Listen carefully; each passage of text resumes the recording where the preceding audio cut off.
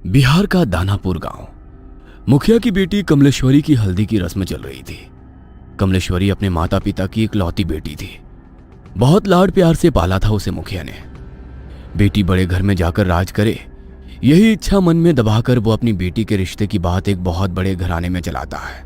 कमला की सुंदरता पर मोहित होकर किसी जमाने में जमींदार रहे अखिलेश बाबू अपने बेटे कुलदीप के लिए कमला को पसंद कर लेते हैं। फुलवा, ये ले, ये हल्दी उपटन और पानी बेटिया के ससुराल से आया है। जल्दी से इसे हल्दी में मिला, फिर रस्म शुरू करते हैं। काकी की बात सुनकर कमलेश्वरी की माँ फुलवा जाकर बिटिया के ससुराल से आई शगुन की हल्दी घोल कर ले आती है। चारों ओर चहल पहल थी।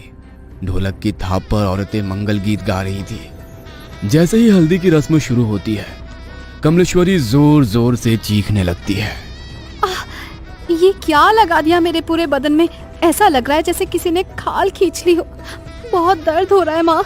कमलेश्वरी के जोर जोर से चिल्लाने पर उसको हल्दी लगा रही औरतें उसे ले जाकर पानी से उसका सारा शरीर धोने लगती है। हाय राम, ये क्या हो गया मेरी बिटिया को? ऐसा लगता है जैसे किसी ने कांच पीसकर हल्दी में मिला दिया हो, लेकिन कौन करेगा ऐसा काम? कमलेश्वरी के बदन पर जहां जहां हल्दी रगड़ी गई थी, वहां पर लाल धब्बे हो गए थे।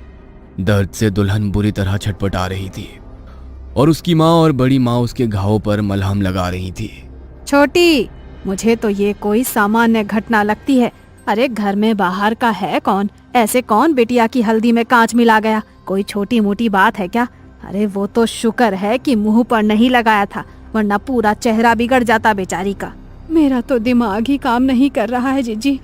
कौन हमारी कमला से जलेगा? इसने क्या बिगाड़ा है किसी का? शादी ब्याह का माहौल था।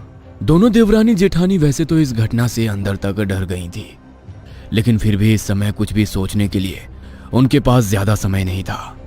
2 दिन में कमला की शादी थी। घर में ढेरों मेहमान जमा थे। उनके खाने पीने की व्यवस्था करने के अलावा दोनों देवरानी जेठानी को तमाम रस्में पूरी करनी थी।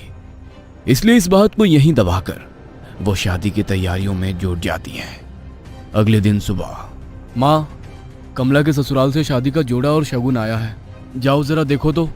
एक बड़ी सी गाड़ी से 2 नौकर जैसे दिखने वाले आदमी गाड़ी से नीचे उतरते हैं और बड़े से थाल में लाल रंग के कपड़े से ढका हुआ शादी का शाही जोड़ा और गहने कमला की माँ फुलवा को सौंप देते हैं। बड़ी माँ ने संदेश भिजवाया है, शाम के समय दुल्हन को यही खानदानी जोड़ा और गहने पहनकर तैयार होना है।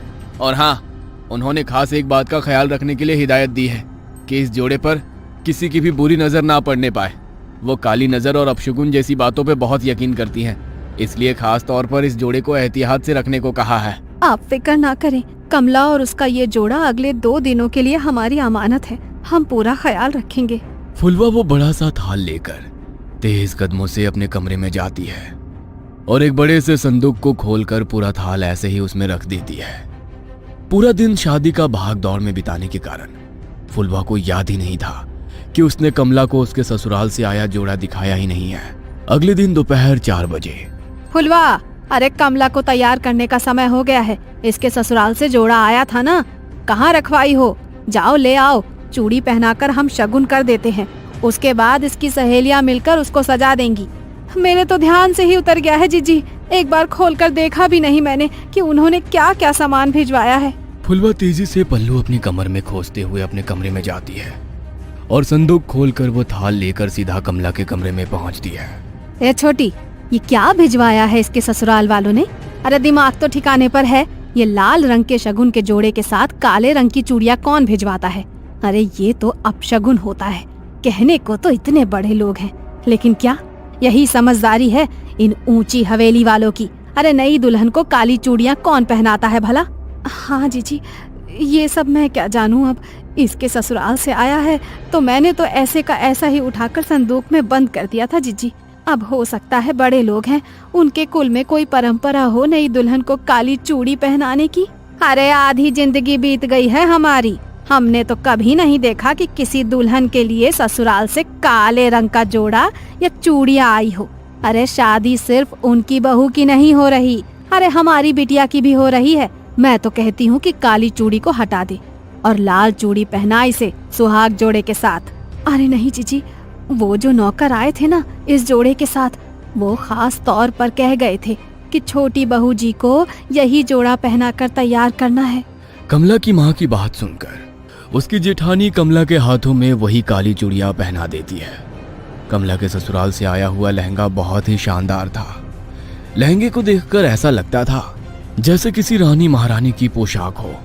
जैसे ही कमला की सहेलियां दुपट्टा कमला को पहनाने लगती हैं, तभी एक सहेली जोर से चीखती है और वो 2 कदम पीछे हट जाती है।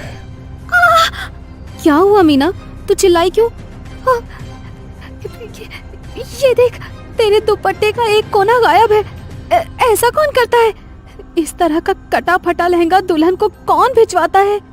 कमला की सहेली की चीख सुनकर फुलवा एक बार फिर दौड़ते हुए बेटी कमला के कमरे में आती है और जैसे ही वो दुपट्टे का कटा हुआ कोना देखती है, अपना माथा पकड़ लेती है। हाय राम, ये क्या अपशगुन हुए जा रहे हैं? मुझे तो समझ ही नहीं आ रहा।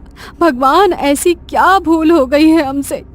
पता नहीं इस कमला का ब्याह शांति से निपटेगा या नहीं। अरे माँ, जाने दो ना, जिसने सिला है उसी से गलती से कट गया होगा। और ये माधुरी है ना, ये ऐसे पहनाएगी कि ये हिस्सा नजर ही नहीं आएगा। बेटा गलती से कटता तो ऐसे ना कटता। तेरा दुपट्टा देखकर साफ समझ में आ रहा है कि किसी ने जानबूझकर इसका एक दुपट्टा काट कर निकाला है। अरे माँ जी, ऐसा क्यों करेंगी? और ऐसा तो हो नहीं सकता कि यहाँ भेजने से पहले उन्होंने लहंगा देखा ना हो। जरूर दर्जी से गलती से कट गया होगा। फुलवा अपने पति के पास जाकर, ए जी सुनिए ना, कुछ तो अपशगुन हो रहा है, कुछ तो है जो ठीक नहीं है। हम ये शादी करके ठीक तो कर रहे हैं ना? बार बार ऐसे संकेत मिल रहे हैं कि कुछ अनहोनी होने वाली है। अरे तुम औरतें बस शगुन अपशगुन ही करती रहो हर समय। इतने बड़े घर का रिश्ता ढूंढ कर लाया तेरी बेटी के लिए। नौकर चाकर राजमहल सब है उनका। और क्या चाहिए तुझे? सारा जीवन दिया लेकर ढूंढोगी तब भी ऐसा लड़का नहीं पाओगी अपनी बेटी के लिए। हाँ। पति की गुस्से से भरी आवाज सुनकर फुलवा चुपचाप जाकर मंडप सजाने लगती है। जयमाल के लिए पूरी तैयारियां हो चुकी थी। कुलदीप आकर अपने स्थान पर बैठ गया था। दूसरी ओर से कमला को उसकी सहेलियां पकड़कर मंडप की ओर ले जा रही थी। कुछ पल पहले शर्म से लाल होता उसका चेहरा धीरे धीरे बदलने लगा था। अचानक ही उसके चेहरे के हाव भाव बदलने लगते हैं और वो उसका हाथ पकड़कर लेकर आती उसकी सहेलियों को पूरा जोर लगाकर दूर धकेल देती है। देखते देखते खूबसूरत तरीके से सजे अपने बालों को नोच नोच कर वो बाहर निकालने लगती है और जोर जोर से चीखने लगती है। कमला बेटा, होश में आ, क्या हुआ है तुझे? कमला बिटिया, अरे बेटा बोल ना, क्या हुआ है? तू ऐसे क्यों चीख रही है? बोल तो। मुझे बहुत दर्द हो रहा है माँ, कुछ है मेरे बालों में, कुछ है इसमें। बेटी के इतना कहते ही उसकी माँ और बड़ी माँ तेजी से उसके बालों को खोलकर कुछ देखने लगती हैं। तभी बालों का एक बहुत बड़ा सा गुच्छा जमीन पर गिरता है, जिसे देखकर फुलवा की चीख निकल जाती है। बड़ी माँ कमला के बालों को देखती है तो पाती है कि सर के एक हिस्से के बाल पूरी तरह से गायब हो गए हैं और वहां पर एक गोल घेरा जैसा बन गया है। अरे ये कैसे हो सकता है? अरे ऐसे कैसे अपने बाल टूटकर जमीन पर गिर पड़ते हैं? किसी की काली नजर लगी है हमारी बच्ची की खुशियों को। अरे इतनी सारी बातें एक साथ होना कोई संयोग नहीं हो सकता। कमला अभी भी घबराकर अपनी माँ के गले लगी हुई थी और जोर जोर से रो रही थी। फुलवा, बिटिया को ले जाओ और जाकर इसका हुलिया ठीक करो और फिर से जयमाल के लिए लेकर आओ। समय निकला जा रहा है, दामाद जी इंतजार कर रहे हैं। पता नहीं, लगता है आज का मुहूर्त ही गलत है। आप बिल्कुल भी फिक्र मत करिए बहन जी, कमला अब सिर्फ आपकी जिम्मेदारी नहीं है, वो हमारे घर की बहू भी है। मैं समझ सकती हूँ कि उसके ऊपर इस घटना का कितना बुरा प्रभाव पड़ा है। हमसे जो संभव हो सकेगा हम वो सब करेंगे, लेकिन फिलहाल मुहूर्त निकला जा रहा है। शुभ मुहूर्त पर शुभ काल कर लेते हैं। बाकी बिटिया की मानसिक स्थिति का हम हवेली में पूरा ख्याल रखेंगे और हाँ, बात को ऐसे ही जाने नहीं देंगे। आप बेफिक्र रहिए। अपनी सास शशि की बातें सुनकर कमला थोड़ी शांत हो गई थी। ब्याह का सारा उत्साह छू हो गया था और बुझमन से ही कमला मुरझाए चेहरे और बिखरे बालों में ही कुलदीप के गले में माला डाल देती है।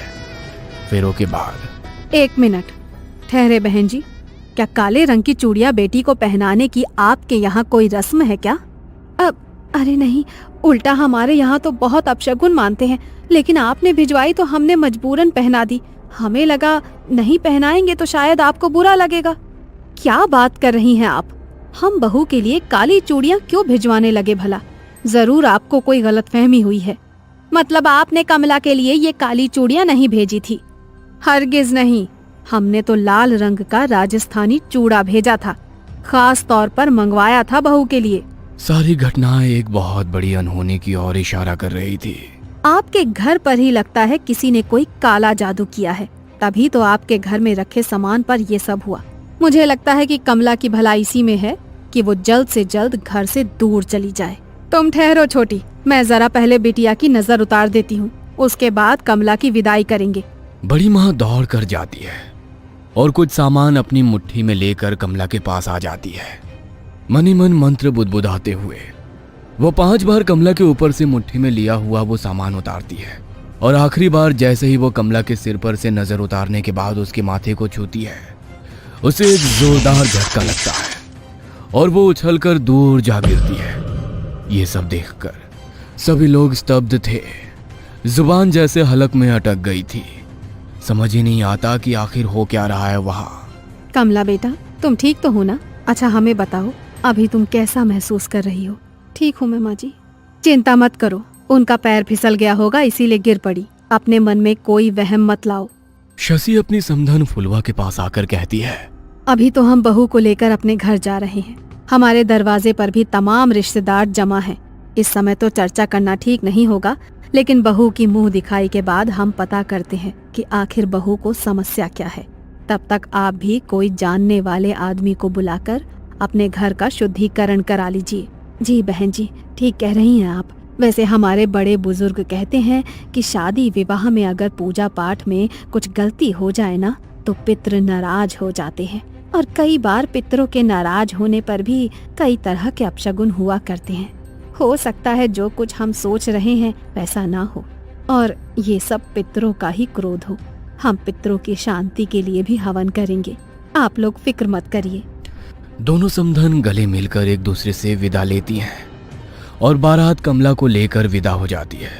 ससुराल आने के बाद बहू की गृह प्रवेश से लेकर मुंह दिखाई तक की सारी रस्में बहुत ही शांति से संपन्न हो जाती है, जिससे शशि और कुलदीप के मन को बड़ी तसल्ली मिली थी। उन्हें लग रहा था कि शायद जो भी बला थी वो बहू के मायके में ही पीछे छूट गई और ये सब शांत हो गया हो।